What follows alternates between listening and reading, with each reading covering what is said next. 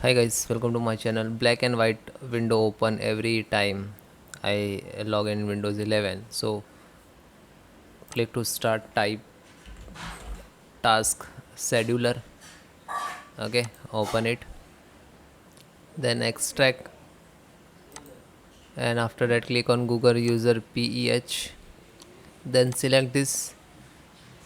Okay, so which one? Run platform experience helper on unlock. Right click, select disable.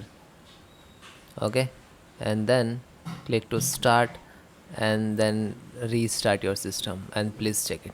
Thank you.